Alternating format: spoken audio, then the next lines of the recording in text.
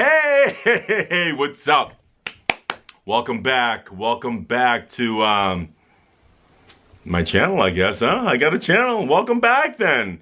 Thank you so much. The reception for the first video has been awesome. And here we are doing video number 2. And one of the things that I told you when I said I was going to launch this channel was that it was not going to be about me. It was going to be about you.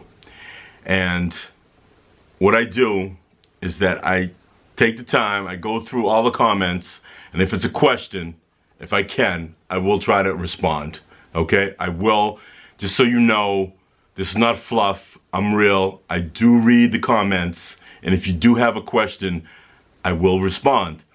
And one of the things that I said originally is that this station was about you, not about me. Not about me. I like talking. I like telling stories, but I only like telling stories that relates to you. So one of the comments that I saw, and it kind of touched me, was somebody asked me, they said, hey Joe Rock, can you talk about losing your parents? Insert drama music. Very dramatic topic. And I promised you we were gonna have fun, and we're gonna have some laughs. But let me tell you something. You can talk about something that's serious and still embrace what life's about. Life is about living and being happy, all right? Just remember, everything that we do, good, bad, or indifferent, we still have, it comes back to us. We have to provide the energy to move forward. So if it's good news, how do you handle good news? If it's news, how do you handle news? If it's bad news, how do you handle bad news? Are you the same person, or do you go off somewhere?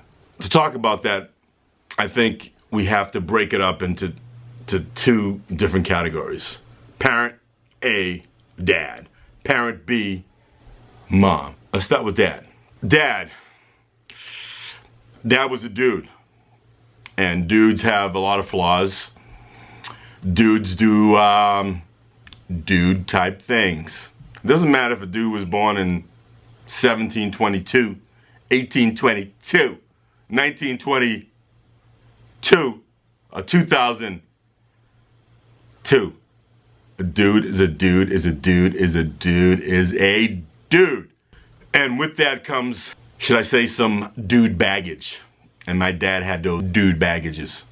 So, growing up, didn't know homeboy much. But I did realize that, I don't know, life was okay, I guess. And everything that I'm gonna tell you about my dad is everything that I found out as an adult, because I didn't know this growing up. I never knew homeboy when I was young. I knew, this is what I knew about him. I knew as much as about my dad growing up as you know about my dad growing up, which is, altogether, everybody, nothing. Okay, so as the man got older, and as I got older, and I was able to open my eyes and look at the world around me and say that dude over here is living a certain way, dude over there is living a certain way, and I'm living a certain way. Why is that? Why does that family have X, Y, and Z, and my family have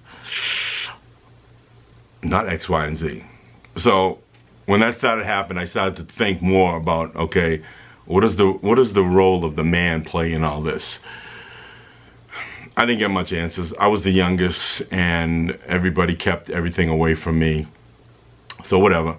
I just watched homeboy go through his process, whatever that process was, and the process was not too successful. But so I started to dig into his history. I became like an FBI agent for my own dad. I investigated him. Tom Cruise, Mission Impossible. I got a little note, said, hey, in X amount of years, you need to find this about your dad because he's gonna die. So you need to find this out. This note will disintegrate in 3 seconds. 3, 2, 1. Gone. This dude was very successful back in, okay, for you folks out there who know that I've got the Haitian blood in me. Homeboy was Haitian. And homeboy's dad was from Senegal. Oof, badass. Haitian and African. Come on, right? You know he's gonna make a badass son, right? That's why I'm so bad, folks. So I am a true African American. I digress, I'm back, let's go. So anyway, investigating this guy, he was very successful. He was a priest, not a Catholic priest, all right? I know what you're thinking. I can be a priest and be married and have kids. No, you need to think outside the box. Not every priest is Catholic. He was Episcopalian, all right? So Episcopalian, that denomination, you can actually marry, you can have kids, you can be a dude. You know, you can do all your dude-like things and not pretend, not be a fake-ass dude who pretends he's not interested in women and secretly doing other things that society deems unacceptable. And I deem unacceptable. No. Priest, no. So, again, digress, but I'm back. How the brain works. I can go, come back, stay with me. Okay, that's your job, stay with me. Okay, so anyway, so this dude was, he was successful. So successful that he moved his family from Haiti to Nassau. He was balling, right?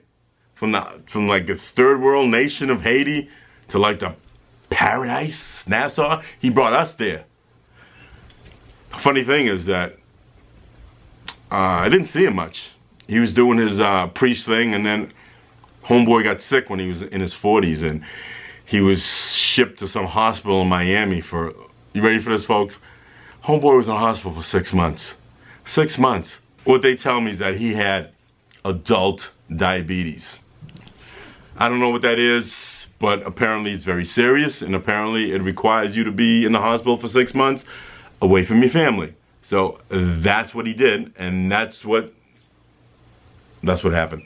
So during that time, obviously, my mom had to hold it down, and she did. She did. She held it down.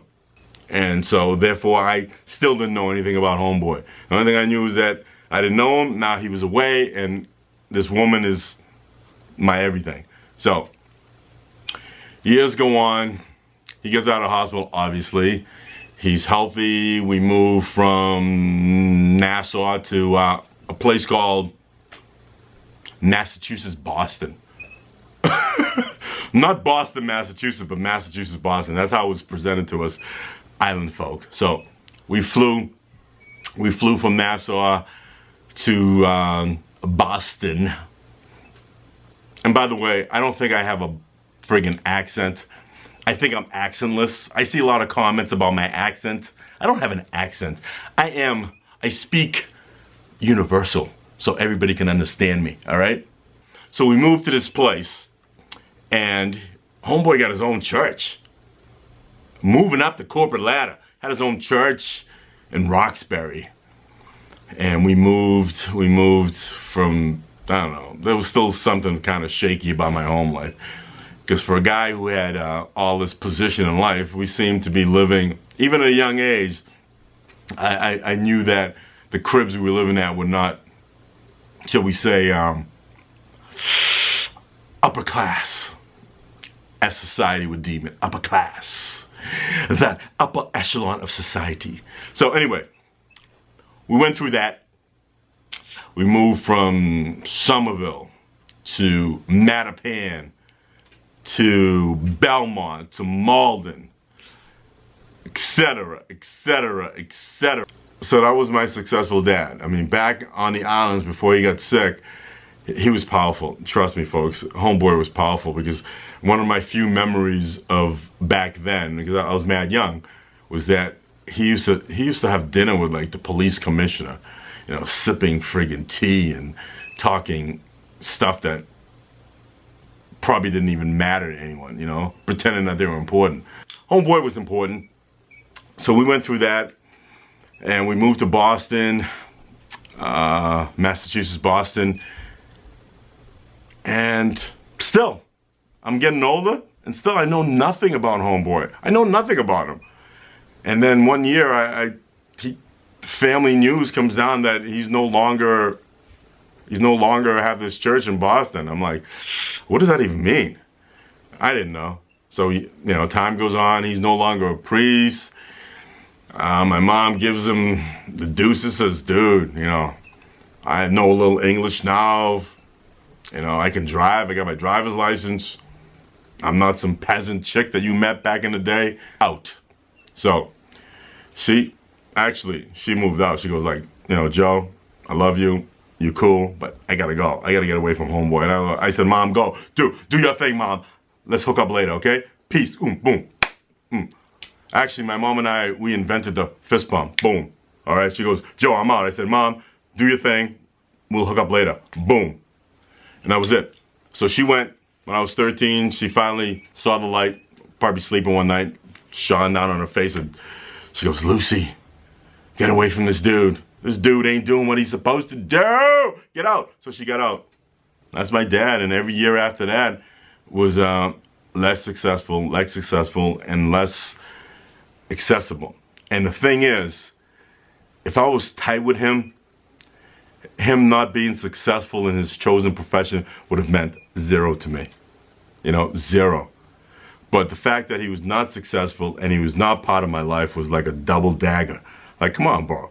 Do something. Either give me some bread, give me something like a little spring off to go on to my future, or give me some love. I was getting neither. So it was what it was. So he got old. I became a man, and then he got sick, and then he spent 2 years in a nursing home before he died. And those 2 years, I finally got to know homeboy, because he put one and one together and said, yo, he probably looked in the mirror one day at his wrinkles and his graying hair and his mouth with no teeth and said, I'm probably not going to live that much longer, so let me come clean. And that's what he did. He came clean to me. He told me everything about himself, his upbringing, what got him from point A to point B. And guess what, folks? I was okay with that. That's pretty much what I was waiting for all my life. Like, dude, just tell me who you is. Tell me who you is. And he did. He told me who he was, and I accepted that, and we moved on. And he eventually passed away a very short time after he told me the last bit of truth that I needed to know. And I love him till today. He's not my mom. I don't have the same emotional attachment to him, but I also know that he brought me into this game. If it wasn't for him, I wouldn't be here, rapping with you. So I give him that love, I give him that respect, and I always will. So losing him, it was interesting. I said, okay, I finally got to know this dude. Now he's gone, and that was a good place for me. Selfishly, that was good for me. And the fact that if he had died 4 years before he died, or 2 years before he died, before we were able to talk as men, I probably wouldn't be telling you what I am telling you today. I'd probably have this bitter energy that's festering inside me, as opposed to him finally coming clean on his deathbed in a nursing home, looking his youngest son in the eye and say, yo, this is who I was. This is why I did what I did. I hope you forgive me. And I said, dude, I forgive you. Of course I forgive you. I've been waiting all my life for you to talk to me. So of course I forgive you. May you rest in peace. May you rest in peace. And someday you and I will meet again, and I will tell you, I appreciate that you finally came clean. So folks, the moral of that story, you got to come full circle. And I feel very fortunate, very blessed that I was able to close that gap, and I was able to reconcile with him, and I can go to sleep at night and not be wondering, oh my God, who was this person? I'm good, and I thank him for making me good. All right, he didn't give me much in the sense of, physical things, material things, and actually love. Didn't give me any of that. I was lacking that. But the fact that he was able to come clean to me a day's end while the angels were calling him, that means a lot to me. That means a lot to me. Phase 2, my mom. completely different story. She is the polar opposite of him. She was my rock. She was my everything. Then, the day I came out of her womb until this day as I speak to you, this woman was everything to me. And everything that I have today is because of her. It's because of her love, her guidance, when she had nothing to give. You know, unlike my dad, she had nothing to give me materially, but she gave me so much love that I grew up thinking material shit was exactly what it is. Shit, it was nothing. So she molded me into a man, and everything I did when I became a man was because of her. I wanted to be successful because of her. I wanted to be a good husband because of her. I wanted to be a good dad because of her. I just wanted to make her happy because I knew how much that she sacrificed for me. All right? So when she passed, oh, there was an emptiness that no words, no deeds can ever fill. All right? Her passing was a major event in my life. And it's still a major event in my life. All right?